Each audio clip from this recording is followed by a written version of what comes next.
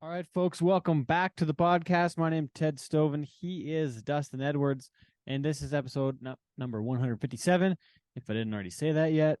But CFR is in the books. The PBR Canadian Finals are this week. Dustin, you were in Sylvan Lake this past week. We got a really big guest this time. The Oilers, since we talked to our guest, have fired their head coach. Not sure about that move or not. I guess we'll see.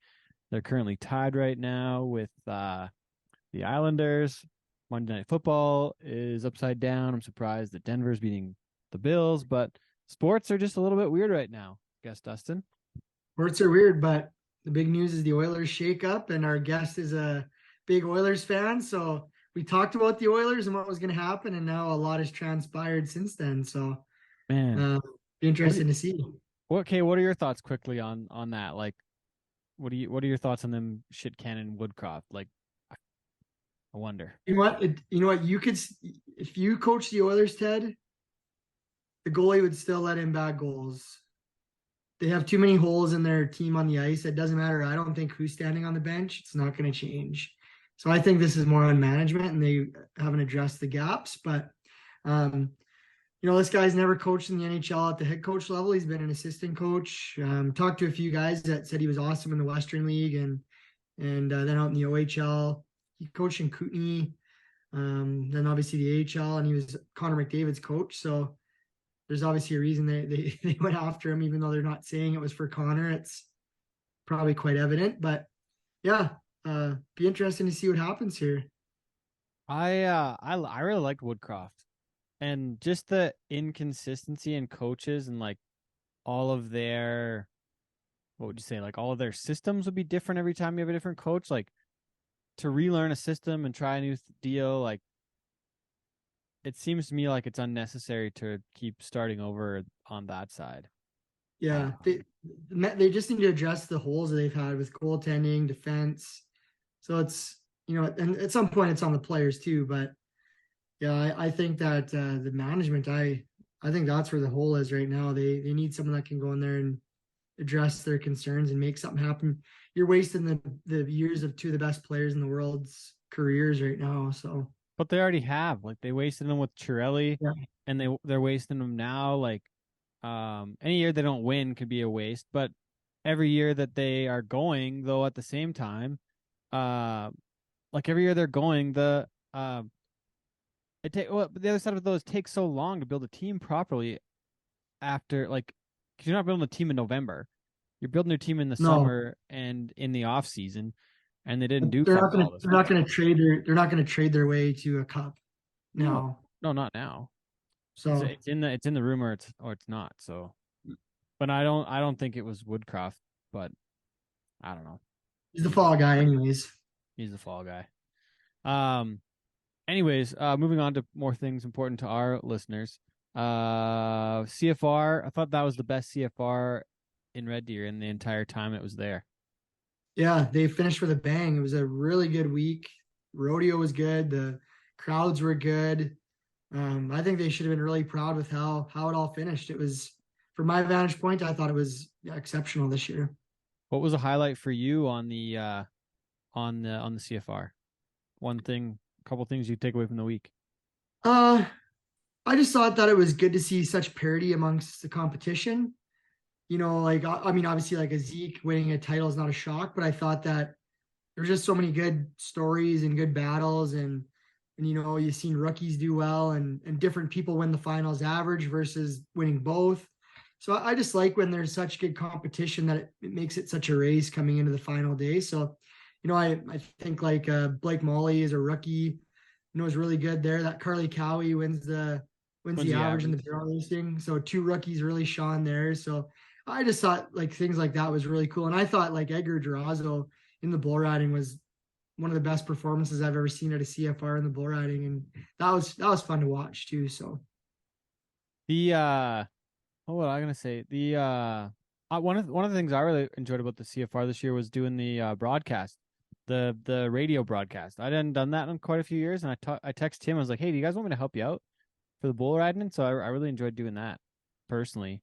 But I just love seeing everybody around there. I thought it was so good to see like such a full crowd and just see it be, full beer gardens, full cabaret.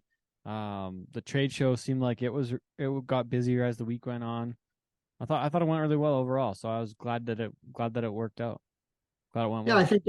I think everybody recognized the fact that it's the last one in Red Deer, and everybody embraced it. And it was there was just everything about it was really well. And yeah, the crowds help. And yeah, it's a great time. Me and Dave did the Cowboy channel, which was a lot of fun Yeah, this year. absolutely. And yeah, I think everybody all around that was working or part of it, production side and your side and my side, and nobody had anything bad to say this year, so it was great.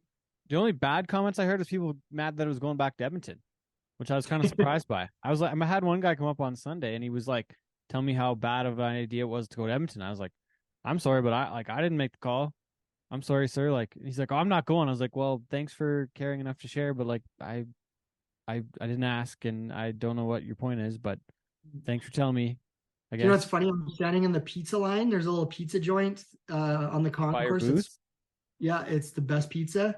And there was a guy probably 3 people down from me, and I don't know if Bronk was in line and heard this conversation, but same thing. Like a slice of pizza was like $7, so it's like still pretty reasonable. And I heard a guy behind, and he's like, "Wait till next year. That thing's gonna cost $15 when we go to Edmonton." And he was making a big scene with his buddy. And I'm thinking, like you're right. There's a lot of people that said, we finally got it good here. Like, why are we leaving? So it's sorry, go ahead.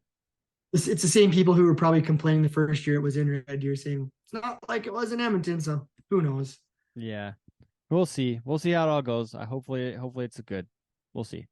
Tip of the hat to Westerner Park. They finished it 100%. off. They did a great job to finish it. So And hopefully a lot of the same team involved ends up moving forward, going to Edmonton. Like I hope that they keep some of that crew together because they did an amazing job. And I hope that it goes that way and a lot of that team moves forward. We'll see, but everything's up for grabs. It'll be interesting to see what happens. But hey, I got to go back to one thing in Red Deer. Before the week, I predicted that well, I kind of had a bit of a beef with Lonnie Phillips talking to Dakota about turning out, and I said I didn't know if he was going to ride any bulls, but he did stay on one. So kudos to Lonnie for staying on one and getting to check that last day. So prove me wrong. And I was a little bit aggressive with that prediction, and I wasn't trying to be rude. I was trying to like stand up for Dakota a little bit. So I gotta eat my hat on that one. I was wrong. But I was also wrong too. And when I bet against Zeke winning the title, and then he bucked off, in the first night, and I thought the door opened, and then he proceeded to slam it shut again.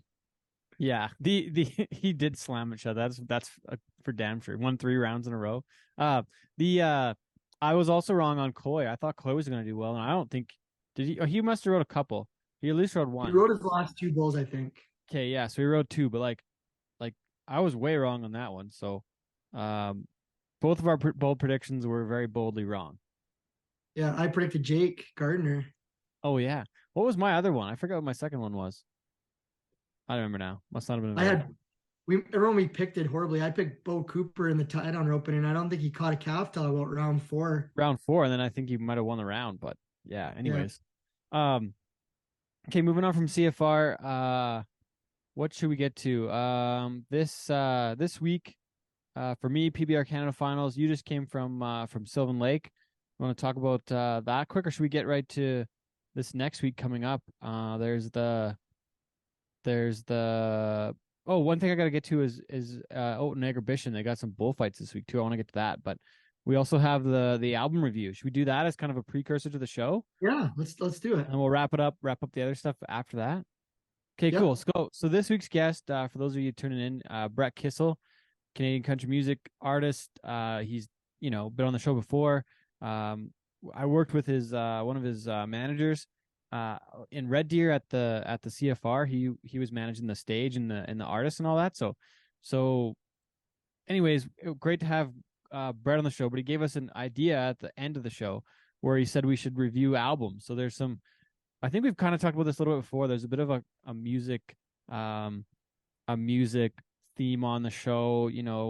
Ned Ledoux, Aaron Watson, Kissel, Corblund, Coulter Wall, so far, right? So maybe there's some more musicians coming down the pipe at some point, don't know.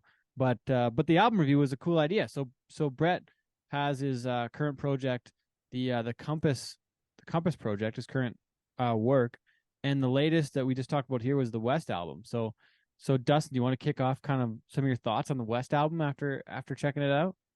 Well, yeah, because it was cool because it was after we finished recording where Brett was like, "Man, you guys are like, you're in the cowboy world, and like you're rodeo people, and like he's like, I really think this will appeal to them." And we didn't say it on the air, which I was like, after the fact, I'm like, we should have said that. But so then of course I'm like, well, okay, I'm gonna go listen because maybe he's just dangling the carrot so we talk good about it. But then I went and listened to it, and it was like, damn, this is like an old kind of school country album, which, Yeah. if you're a Brett Kissel fan, he's been very commercial the last, probably 7 or 8 years, and he's had big hits, and they're Yeah. very like radio friendly and commercial, and the now style of country where it's what's hot, and I thought like, man, And this is like, probably what works with the record. Like probably some of the stuff yeah, you like, some of these guys have to do to be part of their deals almost, right? Like I don't know the whole inside and outside of the business, but yeah. interesting. So I thought that, oh, I'll have a listen, and I put the whole record on while I was at work, and I put it on shuffle, and man, all of a sudden I was like, these feel like George Strait songs, or even almost like that Corb Lund feel, where it's like I'm going Yeah. to talk about oil and cattle and Alberta, and playing crib, and actually these are the titles of like some of the songs, right? So um I just thought it was really a really cool album. I'm a huge like 90s country fan. I love the old George Strait sound, steel guitar, and that just wholesome country. And I thought that, geez, this is like one of the first guys I've heard in the modern era that's really tackled this. And he spoke to that he wanted to do that. And I thought he hit it out of the park with exactly how he described it was exactly what I heard. So I was took a quick listen on here as well, but like really a fan of Missing You in San Antonio is not the number one track on this record, but it's got a really cool sound and not anything that sounded anything like anything I've heard from Brett before. I remember listening to him one time. Uh, it was a River City Roundup event in Edmonton, I believe, during the CFR in the early 2000s. I think that Danny Hooper and maybe Corb were playing, and Kissel was there. Maybe this was at a black tie bingo thing, but remember like Kissel singing like an old school like Tennessee Ernie Ford song, like the one 16 tons. That song like really really old school. But he was singing that one. So another one on this West album is the what is it called here? Behind Closed Doors. So he covers the Charlie right. Pride Behind Closed Doors. So there's some cool stuff on this one, and I would say it's hinting at the authenticity side. I don't know how commercially successful it'll be for him. Unfortunately, I don't know, because what do you know these days on what's going to work or not? But I think mainstream radio will shy away from that type of music anymore. But if you're like a country music fan, like old school country, and you like the lyrical content about, Alberta and cattle and what I call small town rural vibes, this is something that you're gonna put on and enjoy. And it's funny when you're talking about, like, I remember, so Brett would be 2 or 3 years younger than me, but I can remember when I was about 18 or 19 working an event in my hometown of Big Valley, and Brett was playing there with Danny Hooper, and it was like when he wasn't even on the radio yet, really. He was just like a young kid, like he'd been like 15 or 16, and he yeah, used to go and play with Danny at these like legions and community halls and stuff.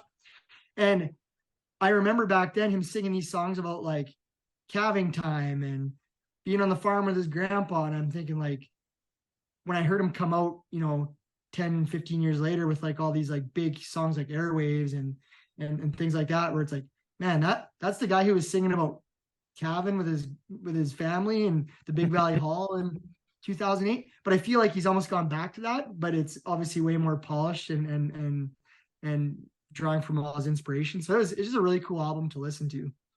well, and pretty neat that the Compass project, spanning over quite a timeline already now. Like, so one of the biggest hits so far in the Compass project is Ain't the Same with Brett Kissel and 98 Degrees, which is kind of wild.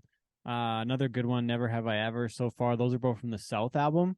But then the East album, it's kind of like he mentions it in the show here, where he's talking about kind of the East Coast vibes, where the South is kind of the Nashville stuff. So these ones are really country and Western. And then he has another one coming up with that's like the North Star. So anyways, hope everybody enjoys the show with Brett and enjoys some of the new music. So we'll get to the interview with Brett and talk to y'all again in a bit.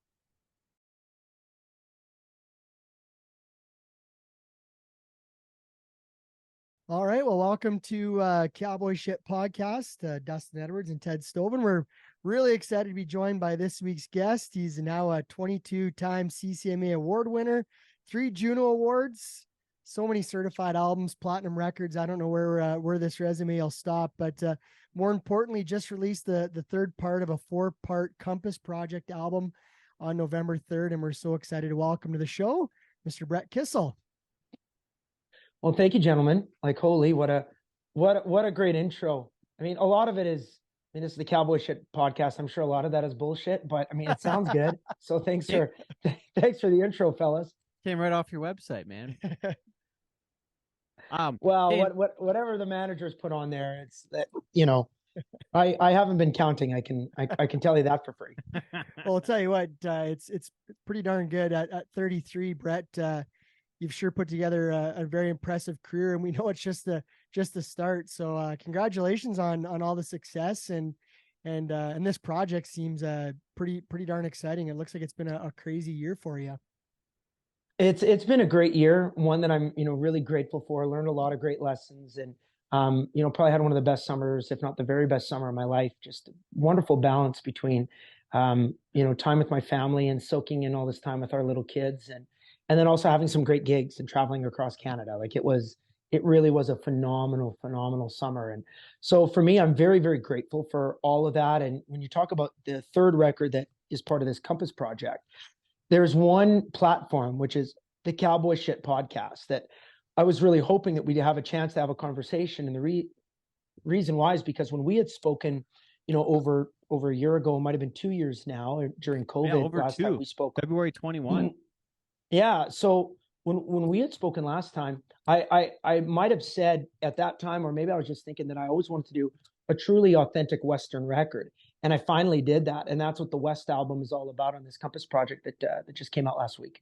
You also said you were going to get on a bull sometime, but that has yet to happen as far as I know. I'm still going to do it. Absolutely. I got to figure out, as long as I can have the neck brace and neck brace and the hockey helmet, that's what my wife says I have to do. So, well, I will admit, Brett is a man of his word when he challenged, because we were just talking before the show started that back when I was with the Drumheller Dragons, Brett had mentioned about wanting to put on some goalie pads and come out to a practice. And not only did you come out to the practice, you said, like, boys, don't hold back.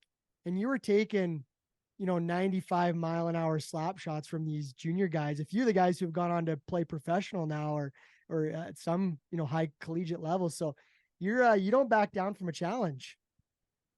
Well, maybe it's kind of that crazy goalie mentality that all goalies are a little bit loopy, but I played hockey as a little kid. But I love when we would play all these junior hockey barns, like we did in Drum, or I did in Brooks here just a little while ago. In Brooks, I didn't get a chance to skate or anything like that, because we were actually on the ice surface. But that's something that I really loved to do. And I always was the guy who would play net, because everybody else plays forward and then you don't have a goalie. So I'd rather just have guys take up at the blue line or the center line. And that way I get all the action. And it's another great thing, if you think of the psychology of having a band and a crew, you're living together with, 14, 15, 16 guys on the road for almost the better part of a year while you're on tour. So what better way for them to let off a little steam than to fire some slappers at the boss? So there's some psychology to it too. But yeah, it was fun. Yeah, your boys were they were bringing the heat, and it was fun to stop a few of those. And then I remember, I think the clip of you made like a legit 5-bell save on a guy, and the clip ended up on an Oilers broadcast on Hockey Night in Canada or something like that, didn't it? It was. So the story is for all your listeners is that as we were wrapping up this practice or whatever, just this fun practice, I said, Kate, every guy, like, we're going to do an elimination. If I stop you, you got to go, go back into the dressing room. Well, the first 12 guys went and it was score, score, score, score, score. So I said, okay, well, this isn't any fun. Let's just take your top 10 and some kind of challenge or whatever. So one guy dipsy doodles around me, but I ended up I lost my stick and I was out of my, dangled out of my tree, and I still made the save. So that was the one of 20 saves that I'd made in the shootout. And of course, when Ron McLean and those guys asked if I ever play hockey, I only send them one clip, and it's that one. So it was pretty fun. It was highlight reel. I'll never forget that. That was cool. So, Brett, you actually remember the date of that, and was that it's making me wonder, like, what your memories like on the tours and different events that have happened over the years. Like, I wonder, was that a specific thing because it made the Hockey Night in Canada broadcast, or was that, like, is your memory like a date oriented kind of? Yeah, very very much a date oriented. Yeah, for sure. Really? I know I've got a good memory. I'm really proud of that. But like my brother and both my grandpas have incredible memories. Like my grandpa Kissel, before he passed away, would be like, yeah, remember it was April 1st, 1973. We bought those heifers, and yeah, it was X amount per pound, and da da da da da. And Jens Jorgensen came with me there, and we stopped by Gary Wasenko's for a drink of whiskey, and it's like it's 100% to a T. And all the Kissels, like I'm saying, all the Kissels have a memory like that. My cousin Mo, my uncle Alan, my dad, me. So it is very much about the dates. So if I can remember the date, then I can remember what we were doing. If I remember what we were doing, it's just kind of a cool thing to have in your back pocket. So what about the football behind you? What is it? What's the date on it? That one was from February of 2020, February 22nd. I was down in Pittsburgh, and I did a really unique event with Brett Kissel, and Brett is the star defensive lineman for the Pittsburgh Steelers, and he won 2 Super Bowls with them.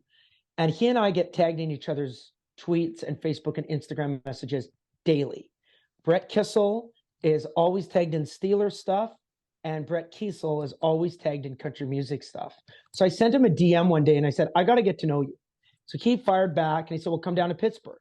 So I hung out with him in Pittsburgh, and TSN and Bar Down Sports produced a special called Gridirons and Guitars, where he taught me how to be an NFL superstar for 3-4 days. And on those same days, I taught him how to write songs. So the two of us, which I'm little Brett and he's big Brett, I'm 5'7", he's 6'7". So it made for some good TV. That's really cool story. Well, I have to admit, the fact that you can remember all that, now that you've got a celebrity to yourself and you go so many places, it must make people feel pretty special when you can, when you can remember them from different things or different events. Like that must make people feel pretty good. Hey. Well, I know that it does, because I know it makes me feel good. I ran into, I know it sounds name droppy, but I'm going somewhere with this, is that Garth Brooks and Trisha Yearwood have the 2 best memories in the country music business. And I've seen it firsthand, how Garth will come to Edmonton and he'll remember something that happened in 1996, and the organizer of that event, and the organizer is his kid's birthday. So he remembers that it was his kid's 10th birthday. So if his kid's 10th birthday was in, 1996, it means they're born in 1986. So therefore, now that we're back there in 2016, well, it means that clearly, this kid is, going to be turning X years old. So it's so interesting how he can do that. And I watched him do that on this tour. And when I ran into Trisha Yearwood at an event in Nashville, she asked about my grandparents. So she knows probably how I'm doing through Instagram or what have you, but it doesn't matter how I'm doing. If she really wants to get to know me or really get to my heart, the psychology of meeting and talking to people is to ask about somebody that matters to you. So if with her asking how my grandparents were, who met her backstage, that was really, really special. And she knew that Grandpa was going through some health challenges at the time. So to say, how is his health doing? That's a wonderful wonderful thing. So for me, I'll remember the conversation now with you, Dusty, about like, hey, you just started working with the Flames and everything. Like, how is that going? I'll remember now 2 years later, I'll say, you're 2 years into your work with the Flames. How's it going? Tell me about it. And you'll be like, oh my God, I can't believe you remembered that. But I feel it's important to remember these details. It's because you're aware. It's because you care. So I've learned a lot from Garth and Trisha in that regard. That's a really cool story. Yeah, that's really neat, and that's I respect that about you. That's really neat. Well, thank you. Well, and so further on to that point, in the tour, what are some memorable dates on the tour that you just had this year? Well, there are events too. I guess you've got your kids and anniversary on the arm too. Exactly. Yeah, my kids' birthdays are on my arm. There were a bunch of really cool events that we did. When I played the Grand Ole Opry in April, that was really, really special. We had a bunch of friends and family come down for that, and I've played it now 10, 12 times, and so that was just really, really cool to be back at the Opry. Was there again in September. So it's when you get to play those gigantic stages that have so much meaning associated with it. Don't get me wrong. It's pretty special when I still get to play in Lloydminster. I get to play at the CNE in Toronto. I played the Tweed Stampede, the rodeo in Tweed, Ontario, and that was a party. Like, that was so fun and so good. But yeah, like it's those big moments that I don't forget because they have so much weight and they mean so much to me and the people that I bring to these shows. What about the little moments and the fun stuff that happen on the road or the wrecks in the travel? Like, there's got to be some fun ones like that too. Well, that's what it's all about. I mean, any rodeo cowboy that you talk to, I mean, sometimes the best stories and the best times are what happens, once the rodeo is done and everybody's got a Ryan Coke in their hand and they got a red Solo cup and they're hanging in some guy's trailer. And before you know it, a card game breaks out and you have a lot of fun in that way. So a lot of my favorite moments are with the band, and it's when we laugh. And sometimes because we're just a bunch of characters, you don't know what's going to make us laugh. Sometimes we're just delirious because we've been up for 36 hours straight and everything is funny. But we had a good one in Italy when we were on tour there. We did a tour for United States Army, the Canadian Army, and stuff like that. And we were actually robbed, and our two vehicles were broken into while we were at dinner, and they stole everything, all of our luggage, all of our gear, everything. And we were just like a half a block off base. So our liaisons from the American military, like, nobody, screws with the Army. We're good.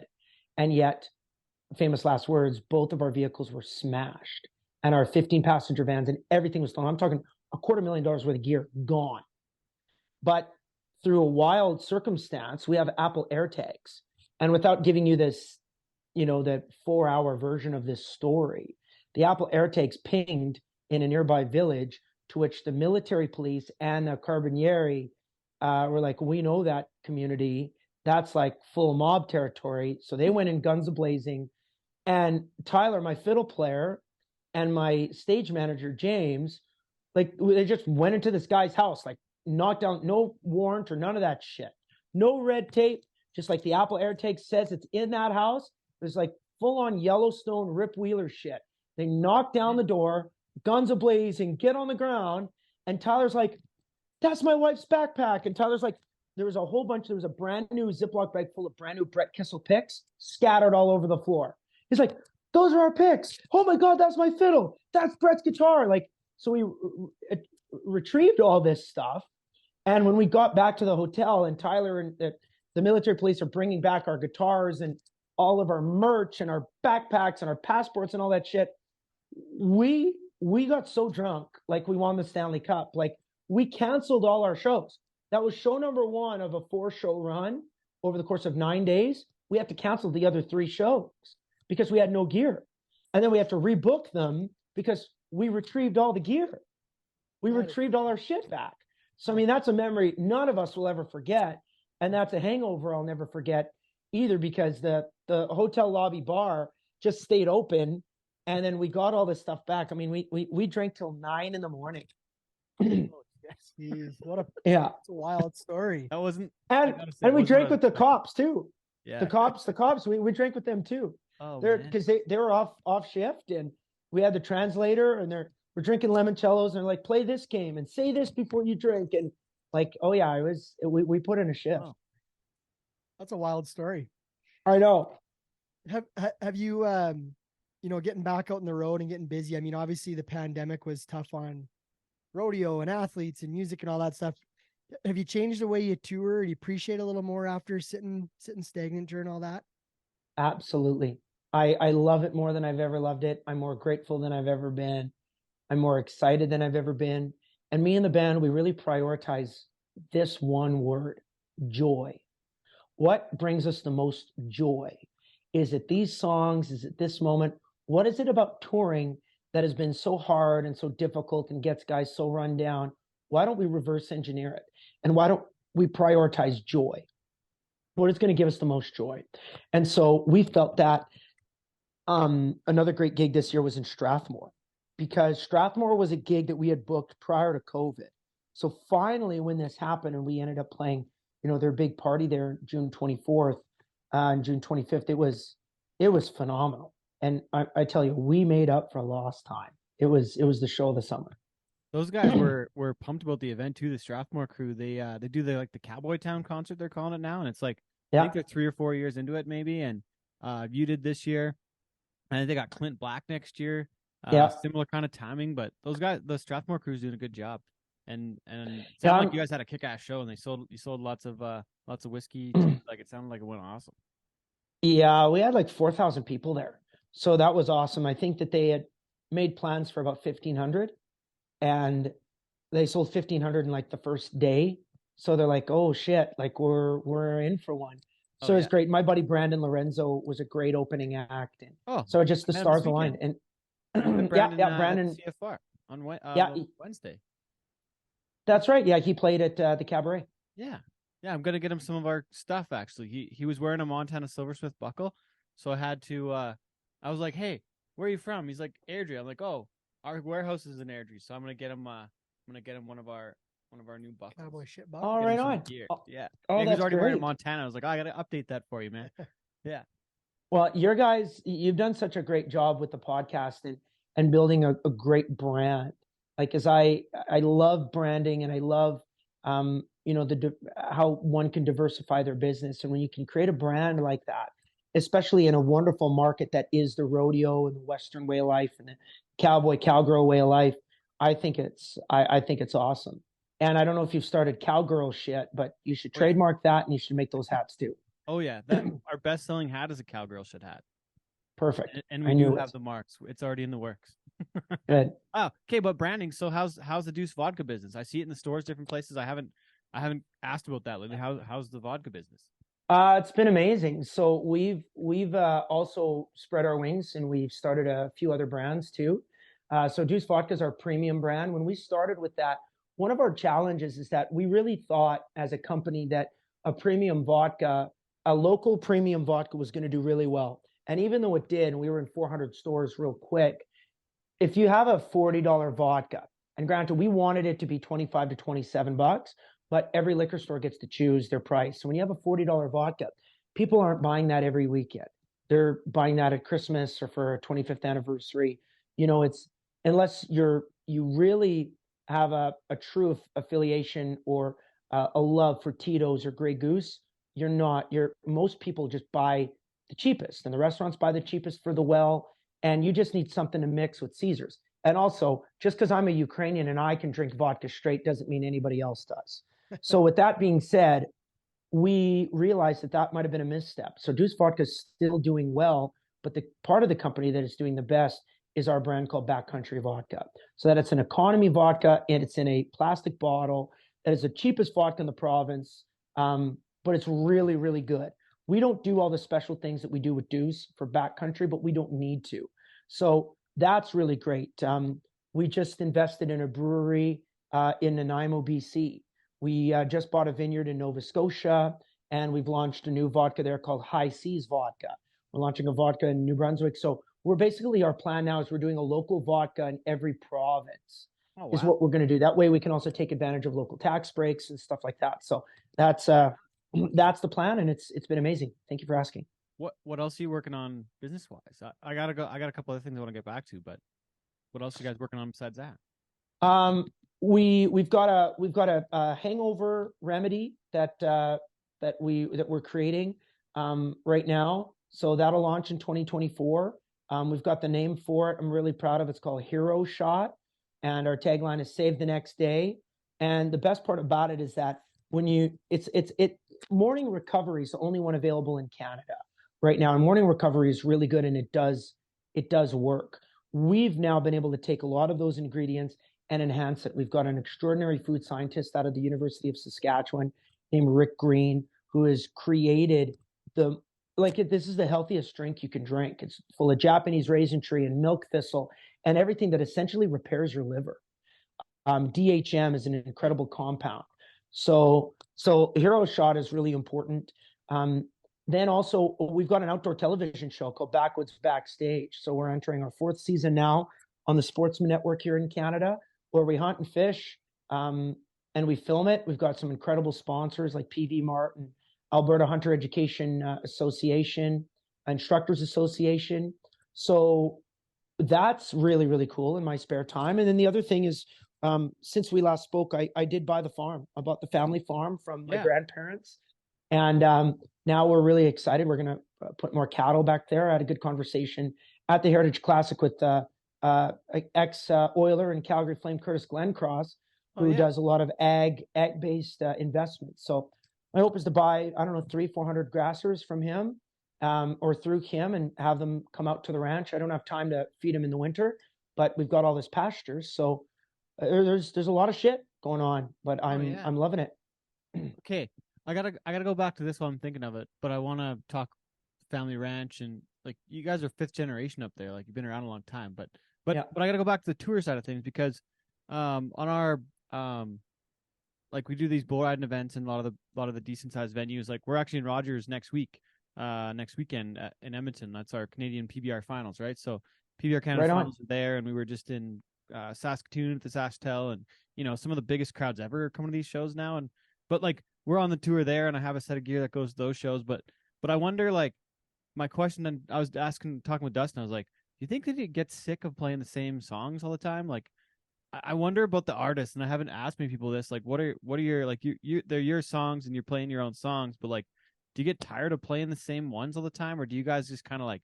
I know I did ask Corb about it, and he has hand signals for the different songs that he has. So the band, they just kind of play as they go, but like there's got to be set lists at time. But like, what's your thoughts on that? Like, I feel like I gotta play different stuff as a music guy, like as a DJ, because I like get sick of the same music all the time. So what's your head like on that? I think the difference, between you and I in that regard is that as a DJ, these songs aren't yours. So you don't really have a connection to them. So because of that, it would make perfect sense that you'd get sick of it. And don't get me wrong. I mean, I love George Strait and Brooks and Dunn and Garth Brooks songs, but if I have to hear Neon Moon a million times, you could definitely get tired of it. That being said, for me, why I'm also different than many artists, because every country singer I talk to definitely gets sick of certain things. That's why, John Cougar Mellencamp apparently never plays Jack and Diane anymore. Just sick of it. Won't do it. Really? And to me, that kind of bothers me a little bit as a fan and also as an artist, because that's what we do. That's what we got into this for. So I'll do different versions of these songs, but it actually is a different version every freaking single time I play. And the reason why it's a different version is because sometimes I got to do an intimate version of this song because I'm just playing to, 100 people at a really beautiful fundraiser. Everybody's dressed up and it's just the who's who of Toronto. And I'm going to do Airwaves in a really unique way because it's just me and my guitar. Or I'm doing Airwaves and it's the last song of the night and I'm opening for Tim McGraw at Craven at Country Thunder in front of 31,000 people. It feels different. It sounds different. It is different. So I can play the same song every night, time and time again, but I have this different mentality in the band. And I'll throw more solos, or I always change up my set list. My band knows that I'll do kind of the first 2 or 3 songs to start off the show. That's pretty typical and standard. And the rest, I swear to God, is heads up hockey. It's heads up hockey. Whatever I'm wanting to do. And that's what keeps us all fresh. So it's fun. It's actually fun if some of the guys, which is rare, but some of the guys make a mistake or are a little bit flustered. It's fun. It gives us something to talk about. Or it's even more fun when I call this random song or this cover, we're going to do Blue Clear Sky by George Strait. And we haven't done this one since I was 19 years old. We know it, but we've never done it, in 15 years. And we play it and it sounds better than the record. And you just got to high five the guys and be like, that's why my band is the best, So no, to answer your question, even though I was long-winded, no, I never get tired. That's a cool answer because I've always wondered that. I was curious. The other question I had when I always wonder is, do you remember the moment or what song it was, the first time that you were able to get the crowd to sing your own lyrics? And I always think that's got to be like the moment where you think, geez, I've had to have made it because now the crowd is taking it and singing it. Do you ever remember the first time that really happened for you?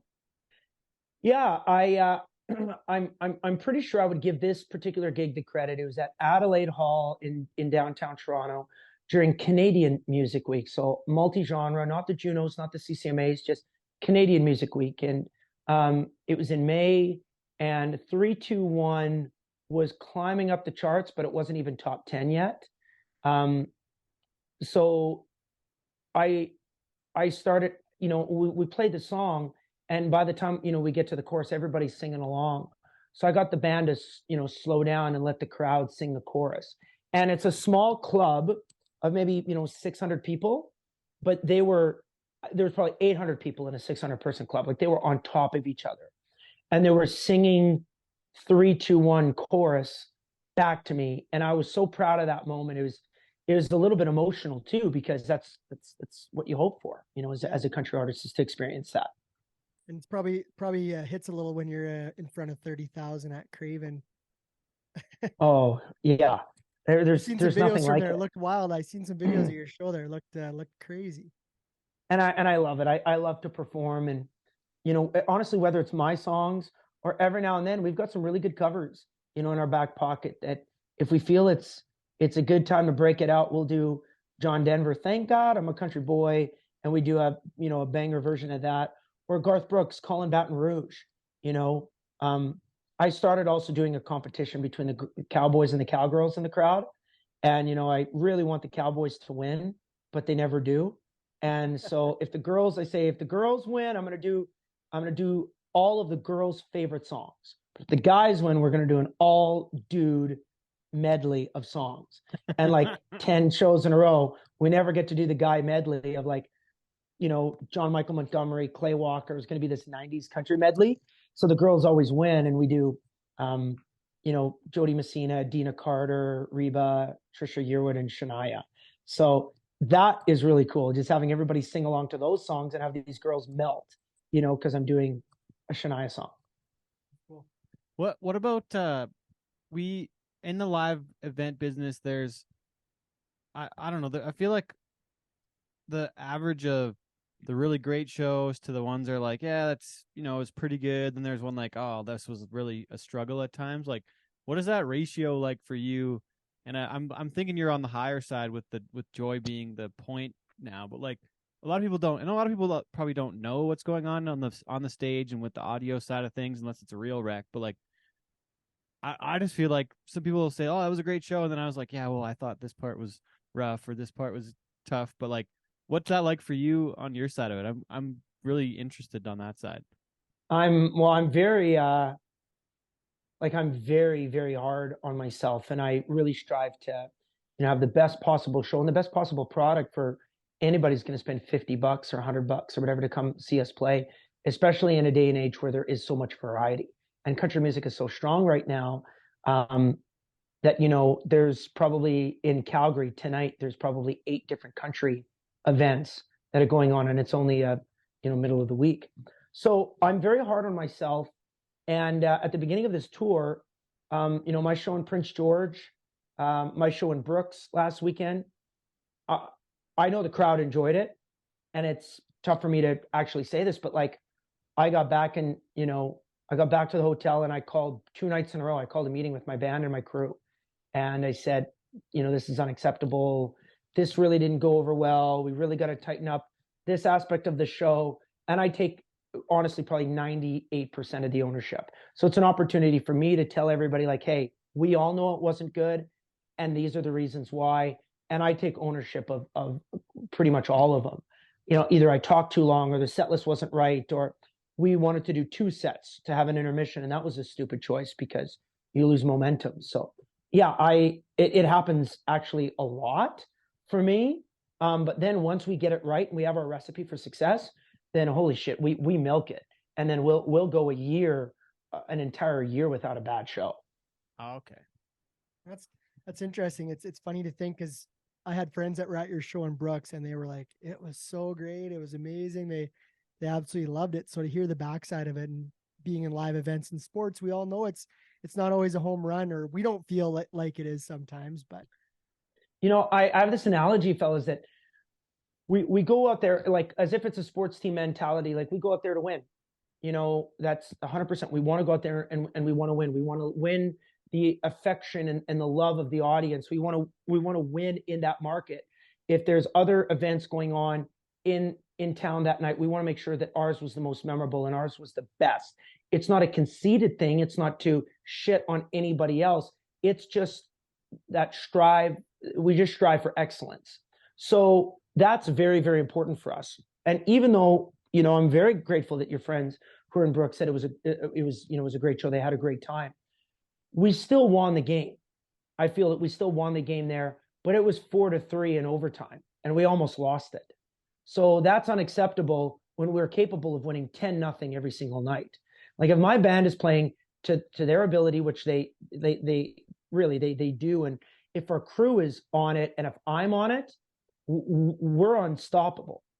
And that's the mentality that we have. And again, I don't want it to come across as conceited. I just want it to come out as this really great confidence that I've instilled in my band to go out there and be killers. So when we don't kill it, or especially me as a leader, when I don't kill it for whatever reason, it's unacceptable. What are your days looking like to set yourself up for success on those great show days? What are your days like? Well, they're too busy.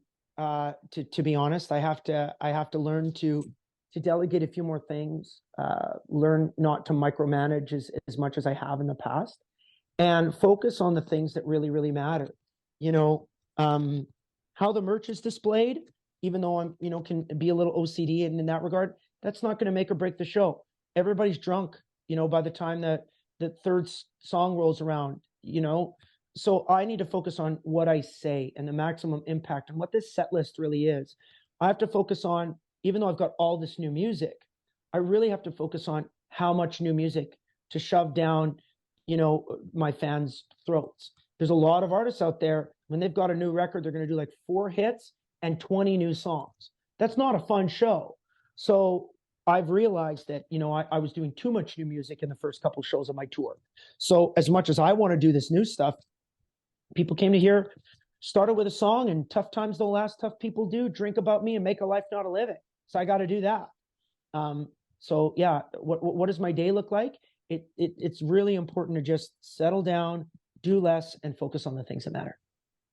Well, speaking of the new music, you know, we just touched on the top, but you know, the new album came out this past week. So this Compass project, you know, I was really looking into it, and it's really interesting, the fact that you've been able to, you know, make it in as one, but it's 4 different pieces and it's 4 different stories. So do you want to kind of touch on the project, the latest album being the West album, and what kind of inspired it all? Of course. I mean, the inspiration behind the Compass project, which is essentially 4 albums that are coming out this year, it really is a creative expression and a very artistic challenge that I posed on myself to show the industry, and especially show my fans and anybody who cares about my music, that there's a lot more to me than the new country that I've put out over the past decade. I'm extremely proud of the success that I've had and the songs that I've released. I'm incredibly proud of that. But there are all these subgenres under the beautiful umbrella that is country music. that I love. I love the singer-songwriter side, where a guy can just grab his guitar, sit around a campfire, and sing these beautiful love songs or songs about the land and songs about life. Well, I've got a bunch of those that no one's ever heard. And I want those to get out into the world. And then as the pendulum swings to the other side, under the beautiful umbrella of country music is country and Western music, authentic country, authentic Western. So I've got Western swing songs that I've written. I've got songs about cowboy themes. And I've got a song I wrote called Oil and Cattle that is not a commercial song that you're going to hear on Sirius XM, the highway, but it's a song that's really important to me and how much I love the province of Alberta and how much I love the prairies and how much I love the legacy of our family farm. So I wanted to put out a record that was like that. And there was no way, gentlemen, that I could have 2 Western songs, 2 acoustic songs, 2 new country songs, and then 2, rock and up-tempo songs on one album. It would be too disconnected.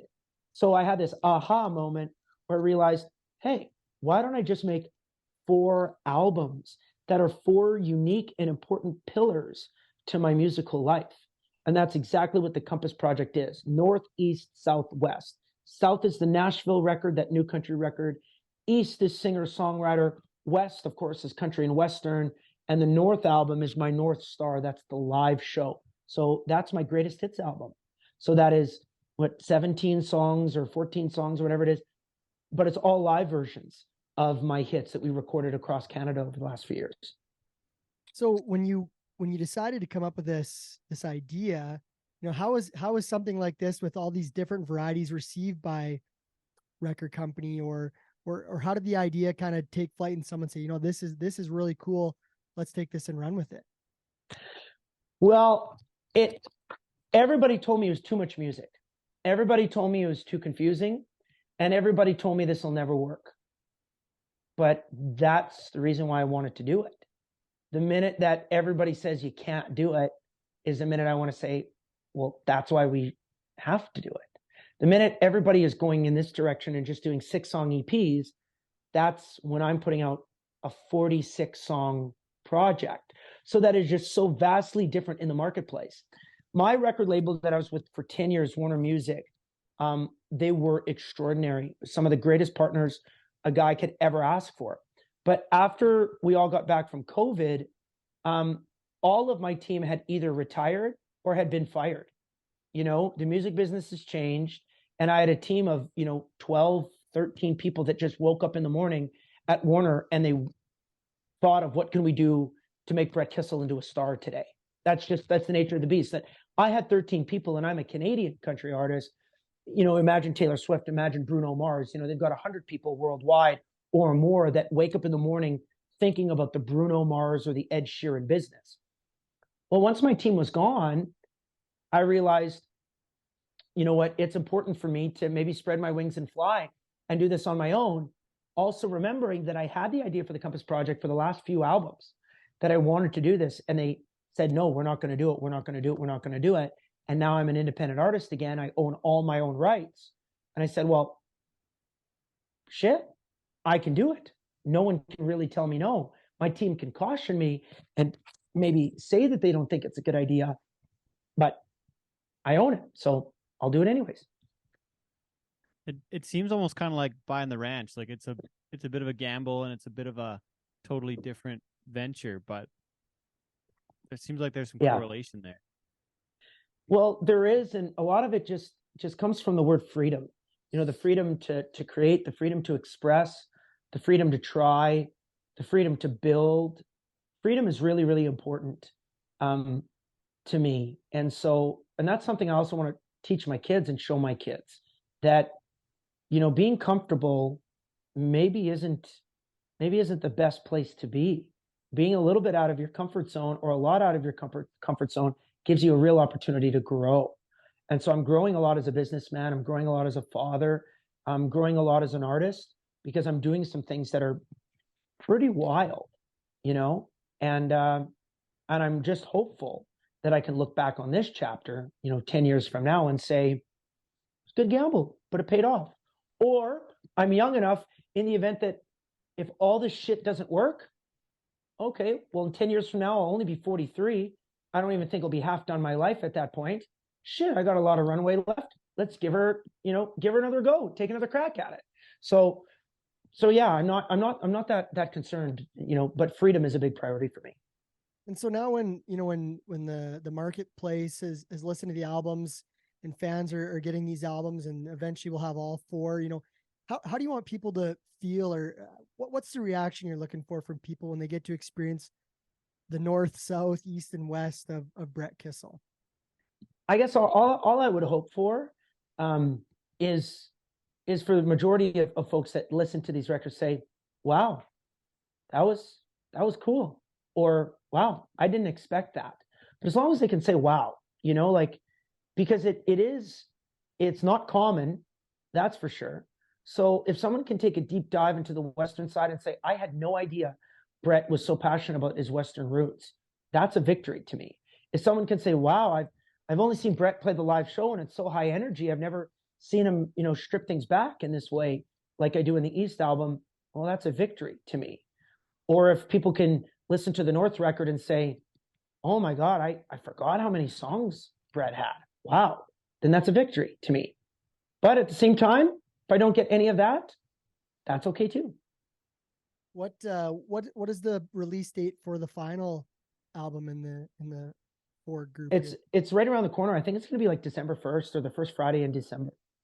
So essentially everything will have been released in this calendar year then. Absolutely.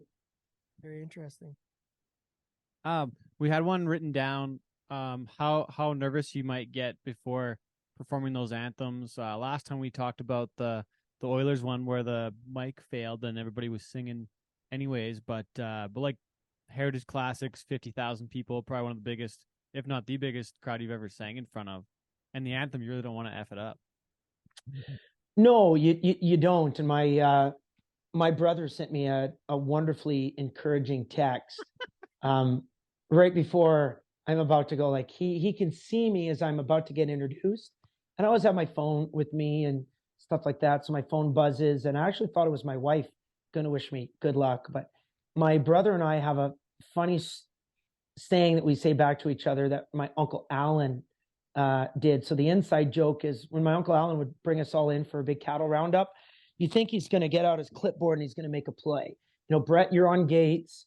Jameson and Mo, you guys are going to be on the heifers. And I'm going to be running this area. I'll be calling the shots. Like, you think you're going to have a game plan from the elder statesman as you're bringing in, 1,500 head of cattle and you got to brand them all and you got to sell them all. You have to have a game plan. And all my uncle does is he gathers everybody around. Gather around, boys. Gather around, boys. So we all listen. He says, all right, I want no fuck ups. And that's it. And then he just walks away. It is so my brother, that's what he texted me. He says, all right, now I want no fuck ups. That's what he told me. That doesn't motivate you to kick ass. I don't know what does, right? Yeah. So no, I don't get nervous anymore for anthems. It's because I love it so much. I feel so honored that I get to sing the greatest song in Canada, the greatest Canadian song of all time. And everybody gets to be a part of this moment together. This isn't just me singing the anthem. This is us. This is 50,000 people who love being outdoors, are so grateful that we're here.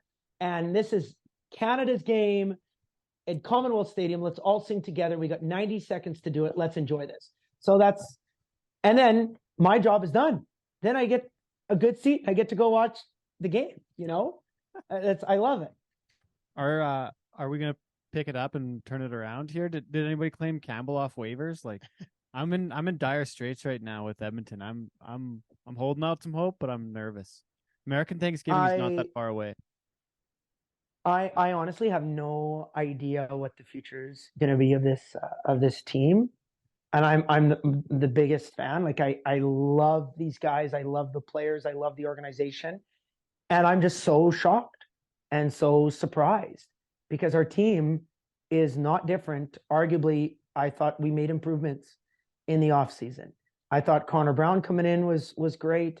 I thought we got rid of some dead weight, and we're ready to go. We had a chip on our shoulder from last year, and I love how angry we were. I love how angry Connor and Leon were in every summer interview. We have unfinished business. There's still one thing we got left to do. Yes, that's damn right. You know, it's like someone getting knocked down in a heavyweight championship fight, and then you're mad, and you're just going to come and you're going to tear somebody's head off. That's what I thought we were going to do. So, can the Oilers get there?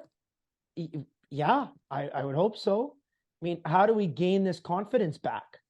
It's either Woodcroft has got to go in there like a Disney movie, and he's got to go in there and just throw chairs around and start roughing things up and grabbing guys by the collar and yanking them to their feet and just getting so aggressive that he puts the fear of God into the team. Or maybe he's got to Ted Lasso this thing, and he's just got to kill him with kindness and say, it doesn't matter, boys. We're here to have fun. You know what? Screw it.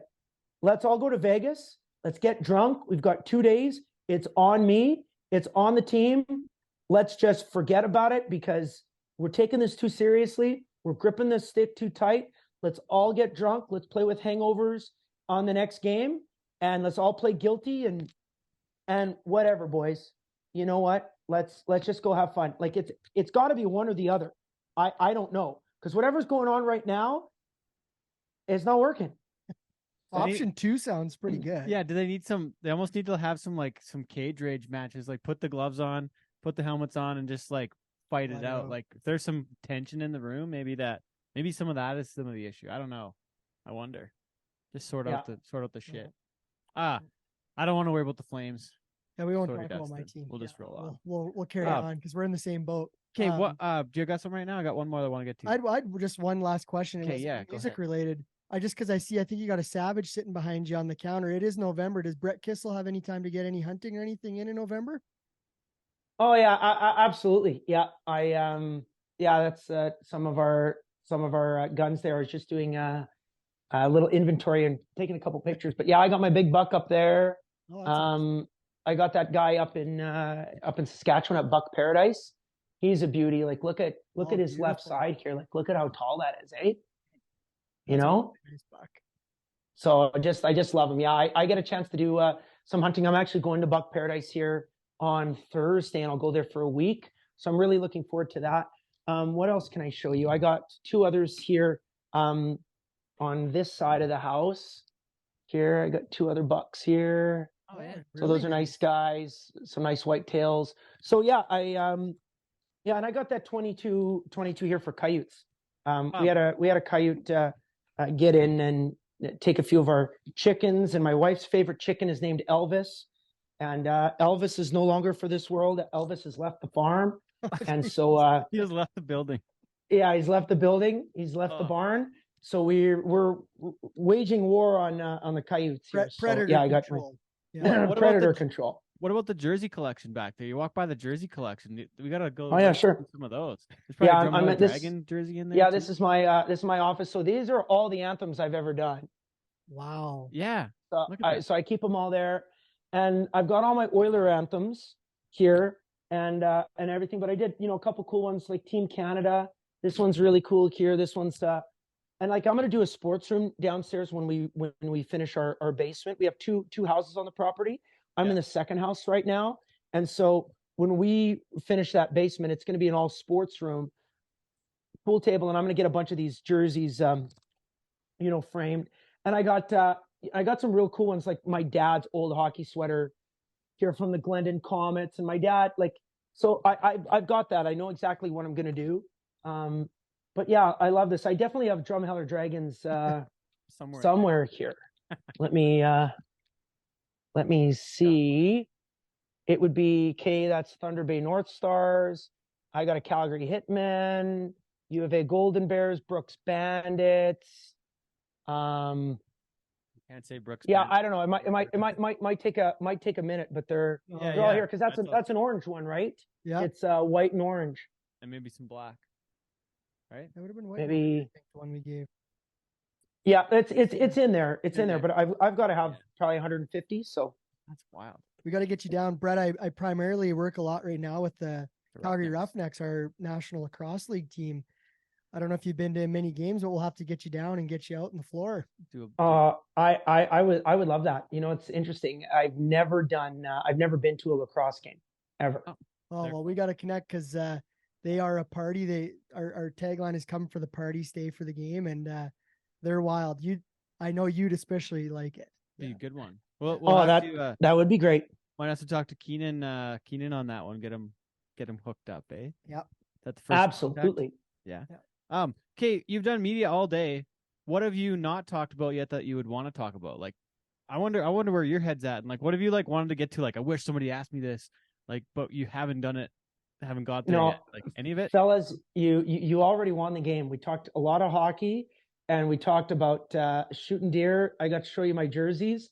Like, are you kidding? Like, this is just not your typical conversation, and that's what I enjoy so much about it, because the questions I got today were, so tell me about your new music. Yeah. Or tell me how you got your start. Well, it's like, it's a long story where do you want me to start? You know what I mean? So it was great that hanging out with this Danny conversation Hooper was like that. Yeah, exactly. Well, do you know what I think, Brett's really cool about you, and I follow your social, and I think the fact, and I see videos of popping up on stages with other artists at country bars, and you're just so approachable and personal. And I think that the fact that how you do such a good job of telling your story about who you are, like even for me outside of music, I know you're into hockey, and I know you hunt and things like that. And I think that makes me a bigger fan of your music, just because you get to know the person that you are, and it's so genuine. I think that's what's really cool. And that's what makes me a fan of artists almost. Like, I love music, but I think that once you get to know the person and what they're about, 100%. what they stand for, makes me such a much bigger fan of the music. Well, I appreciate you saying that. And I think there's just a lot of great artists that don't take themselves too seriously. Like, Blake Shelton, Luke Bryan, list goes on of guys who just love to have a good time. I live a very blessed life. I'm very, very lucky that I get to do what I do. So it's important to have fun with it. Again, like I said, prioritize joy. And then the biggest thing is just spread the love. Brandon Lorenzo, give him another shout out. He's just a great artist. He's a good guy, great voice. And I was driving down, the road on 17th Ave during the Calgary Stampede, and he was doing an outdoor set. So he and I are good buddies. Like, I knew I was either going to surprise him or scare him, but I just walked up on stage and we sang Brown Eyed Girl together. Like, that's just a fun moment. And I did that in Nashville the other day. Some buddies of mine were playing at Legends Corner, and we just walked in, and tip jar came around, and I threw a Canadian dollar bill, and he looked up at me. He's like, Kiss, what are you doing? You got to get up. And, so it was just a lot of fun. And I just love doing that stuff. I really, really do. What about the boots on your shelf there? Those look like they might be Grandpa's boots. Yeah, they are. That's exactly, those were Grandpa's boots. Where are they? Right here? Yeah. Yeah. Grandpa's boots. He wore them at our wedding, and he wore them for special occasions. And so when he passed away, he wanted, they were going to bury him in the boots. And then my Uncle Alan said, no. He says, you and Grandpa have the same size feet. He says, why would we put those, something along the line, why would we put those in the ground when you can have them? So I always thought about wearing them, but I kind of like having them on display, because I've talked about them several times. Here, this one's interesting. In my office, my other Grandpa Bear, I call him. I wrote him a letter for Christmas. I wrote my grandparents letters one Christmas instead of giving him a gift, and my grandpa wrote me back, and he put it in the mail and everything like that. Just proud he is of me and how much. And so there's a picture of us when I was about 16 or 17, maybe. We're chasing cattle or doing stuff like that. And yeah, so just a lot of memories. This one was cool. This came out of nowhere. I got the Queen's Diamond Jubilee Medal, whatever, for outstanding contributions to the province of Alberta. That one was wild. I thought they give that to old guys, old guys who are retired or, philanthropists and stuff like that. But I got one, so that was pretty cool. You can wear that and get free drinks wherever you go now. Is that what kind of it's like? Go to the. I'm going to put that to the test. I'm going to put that on my lapel next time I get all gussied up, and I'm going to wear it. You just mentioned philanthropist, and Dustin had a question about Brett Wilson. He knows you guys are buddies. Oh yeah. Yeah, I guess. Well, how do we get him on the show? First off, but you guys got a pretty fun relationship. It looks like I see you guys do the concert out in the boat, and I'm sure he's probably been a bit of a, someone you can go to when it comes to all the ventures you're on. Well, he's an incredible friend, probably one of the best friends I've ever had. And there's only one person in my life that checks off all these boxes. He's a best friend when I need a best friend. He's a father figure when I need a father figure. He's a business mentor when I need that. He's like an uncle and a brother. And he's all of that rolled into one human being. And he, every different day, will be somebody different to me and whatever I need in that moment. I kind of can't believe that for someone who's born in 1957 and me born in 1990, that our friendship is as strong as it is. Like if Cecilia and I married each other again, 100% he'd be in my wedding party. Like I just love him so much. He's helped me out in so many ways. I mean, I live in his condo in Nashville. I've rented that place for 12 years now, and that's our home in Nashville. Many of the biggest moments in my life, I can trace back to somebody I met or a circumstance that was presented to me thanks to Brett. No way. So absolutely. If you'd like him on your show, I'll text him right away and say, hey, you got it, because he's us, though. Oh shit. Let's do a two-parter. One, just him, and let's see what he says about me. Because I'm here like I'm gushing. Man, he's just one of my best friends, and Brett's gonna be like, yeah, I don't know. I've been trying to get rid of this guy, but he's he's a stage 5 clinger. Like, we got to see what he's gonna say first. Okay. And then we'll have you in the waiting room, and then once we get the verdict, then we'll surprise. We'll surprise you in. Yeah. Yeah. Oh, that'd be hilarious. We probably already kept you too long. You probably get to your next piece, but we asked you last time what your definition of cowboy shit was. It's kind of fun to update those sometimes. So I'm kind of curious where that fits for you. It's probably a little closer with owning the ranch now and about to have a bunch of cows on the property. So it's gonna get a little more Western around the Kissel place soon. It sounds like even more Western. We talked a lot about joy. We talked a lot about freedom, and I think cowboy shit is having a free spirit, free to do what it is that you want to do, but always choosing, and making the correct decision in that moment, or at least having the attitude that is your intention. So that is something that is unique to the cowboy, and the cowboy way of life is that obviously they've got the freedom to do whatever it is that they want. All these songs are about it, but the cowboy way in so many different ways is always about helping out somebody else and a bigger situation, something that is bigger than yourself. So I look up to the cowboys who do that kind of cowboy shit. I like it. Thanks for doing this, Brett. Appreciate it. Well, thanks, fellas.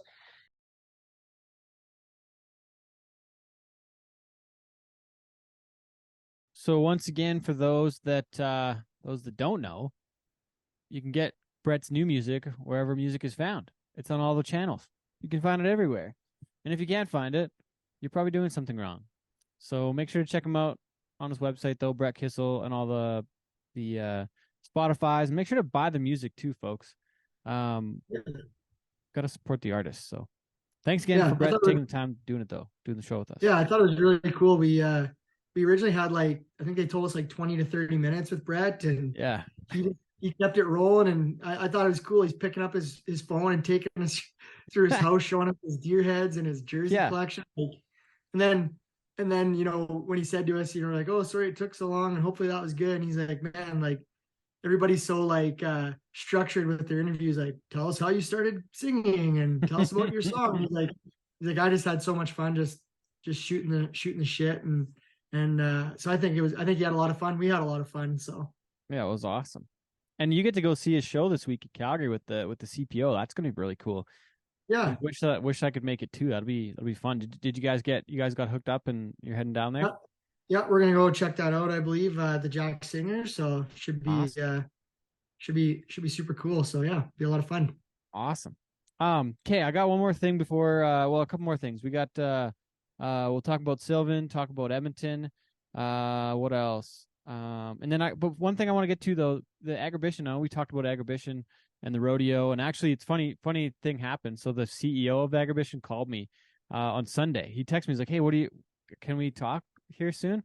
And I'm like, "Yeah, absolutely. I'm at home today, give me a shout anytime." He's like, "Well, we got this bullfight coming up at the start of Agribition, and they're doing freestyle bullfighting, and they're also doing I don't know how to say this. Right? Yeah, I don't know how to say it. It says it's Recotadores. Recotadores. But so anyways, like the bullfighters are going to compete in their events, and these guys are going to compete in the freestyle as well. So it's going to be like pretty crazy. But it's going to be on the 21st of November, 7:00 at Agribition. Freestyle bullfighting presented by Brant at the Brant Center. What's it going to be? Man against Spanish fighting bulls and the top contenders in the sport. Vie for precious points in the season standings. But they're going to do an authentic Spanish concurso de rectores. So I don't know what that means. Spanish. Yeah, but they're not going to kill the bulls. It's not going to be like full Spanish bullfighting where they kill the bulls. So that is not what's happening. But it's some sort of authentic Spanish, some sort of something in Regina. But it's going to be totally new. Yeah. Our editor, Sean Morton's going to be on the music for that event. That's right. Yeah, absolutely. So there's still tickets available for that. Actually a cool, like, what do you call it? Like VIP experience. Tickets are available at agribition.com, but $75 for the first 2 rows, which include a meet and greet with the bullfighters. So that's kind of cool. Yeah. So anyway, Sean Kindrop from Agribition gave me a shout and asked us to kind of mention it. So I said we'd give it some love on the show. So if you're in Regina at Agribition, you might want to check that thing out. I did mention my thoughts on the rodeo segment, but we'll leave that for another time. Yes, but one cool thing is, and I've worked with him the last couple of weeks, is Robert Schmidt, the favorite son of the CCA. He's going to be there on the mic this year for the first time. So wanted to give him a shout out. Yeah, happy to see. Congrats to Robert. Yeah, and him and Dennis will be working there. So good to have some Canadian content in there. I'm surprised that Denny's back after getting canceled a couple of years ago over his Trudeau bus driving joke. It never did keep him from going to that event, but yeah. Okay, so talk about Sylvan last week. You were at a finals event there a couple weeks ago, or this last weekend. Yeah, BRC finals were there, and it was awesome. Actually, I was working with Robert Schmidt there and Sean Morton. And Sean, Denny was there, Tanner Gerlitz, the feature productions crew. So it was kind of a nice familiar crew. Nice. They sold the bull riding out both nights. They absolutely packed the Sylvan Lake Arena, and the first night they rode 12 bulls. I think the second night they rode another 9 or 10. Right on. It's a really good event. Denver Leach, who just came from the CFR and the novice bareback, won the $10,000 finals check. So no way. Yeah, that's cool. Rode really good, and there were some really good young guys that are riding bulls. Bo Gardner was the national champion. Yep, and he had a hell of a year. Yeah, he won $54,000 in the BRC this year. So he won some big money. Dang. Yeah, and that Denver Leach won $13,000 there this weekend. So pretty cool to see the young kids doing well. And they brought a really good pen of bulls, just some nice little spinners. Got lots of rides. The crowd there was very much a party crowd, and they loved it. So yeah, tip of the hat to everybody in Sylvan Lake. It was a hell of a good show. Awesome. Well, and then wrapping up kind of, I guess, my year on the music side of things this weekend is Edmonton. Somebody was joking about how one of the only like national titles that gets handed out in Edmonton now is our PBR Canada title, because the Oilers have been so bad lately. So hopefully they have won a game or two by then. I think there's a game actually tonight that's going on right now, which they are hopefully still at least tied or not losing too badly. But then there's another game Wednesday. So there's 2 games. There's one tonight and then again on Wednesday night. So kind of wild. And then we get the building like I think 6 a.m. on Thursday, and then we'll have a bull ride in there Friday night, which is kind of wild. So like the dirt goes in, and it's a pretty tight turnaround. So kind of cool to be in that venue though, right? Pretty unreal. Wow. I seen the field got announced at 21 that are coming. So Yeah. Pretty solid list. I still like, I think I picked Cover Truck quite a while ago to win it. It's going to come down to quite a bit, but like Cody, like I think he broke his hand in Saskatoon, didn't get on in the final round there, and then went to Yorkton, I guess, and just rode all 4 of his bulls and did quite well. So riding with like a broken hand, I guess. So interesting though. Nick Tetz is really close. There's a ton of points available. So I think the top 12 are still technically in the race, which I don't know if I love it. Butters riding. Yeah, he's there. He just took the CFR off. Unfortunately for him, he didn't get to compete there, but he'll be contending for the $100,000 prize there in Edmonton. It's gonna be a fun weekend. I'm looking forward to it. Yeah, you guys will have a good show, and yeah, judging by that list, there'll be a lot of good bull rides. So absolutely, yeah. And you got like, I don't know how he's in it. I guess I didn't look at the standings very closely, or I don't know. Might be like a invite kind of thing. But Silvano Alves is back again, 3-time world champion. Yeah, he's not in the standings. It must be some sort of invite thing. Connor Halverson's the last qualifier. He rode last year there too, didn't he, Silvano? Yeah. But Dalen Swearingen, also world champion. So 2 world champs, and 2 Aussies are coming too, which is kind of neat. The top 2 guys in the Australian standings, Lachlan Richardson and a new guy, something Leather. I haven't seen his name a ton yet. Let me see what the heck it is to get it right. Macaulay Leather from Queensland, Calliope, Queensland. So interesting, but cool to do that little like switcheroony where you got, top 2 Canadians, like whoever finishes the top 2, or maybe just Nick and Cody, they get to go to Australia, and then the top 2 guys in Australia get to come to our finals. And then the other 2 must be world champion invites. That must be it. So yeah, it's cool for sure. And some good bull races there. I seen they're going to retire Happy Camper this week at the PBR. Yeah, heck of a run for Happy. Yeah, so some good stories. Yeah, going to be a great weekend. You'll be able to catch it on TSN. If you don't watch it live, it'll be 2 weeks after. It'll be all on TSN as well. So, shaping up to be a good couple weeks. And then what? Then we're American Thanksgiving to all our friends south of the border, and then right into the NFR. So the next show will be the week before the NFR kind of thing. And so we'll catch up with you all then, Dust? You got anything else here? No, I'm all good, Ted. It's good, Epi, and everyone have a fun week in Edmonton. Yeah, and wherever else you are, everybody, have fun out there, and we'll see you soon. Thanks again to Sean Morton, editor, keeping everything on track, keeping us sounding good out there. Storm, thanks for all the graphics, kicking butt on all that stuff, making it look great. Anything else, Dustin? Thanks to you for doing the show. Thanks for joining in. Thanks for accepting my Zoom request, and thanks for Brett Kissel for the great show. 100%. Okay, well, have a good weekend out there, Dust. We'll see you soon. See you back at HQ tomorrow. You bet.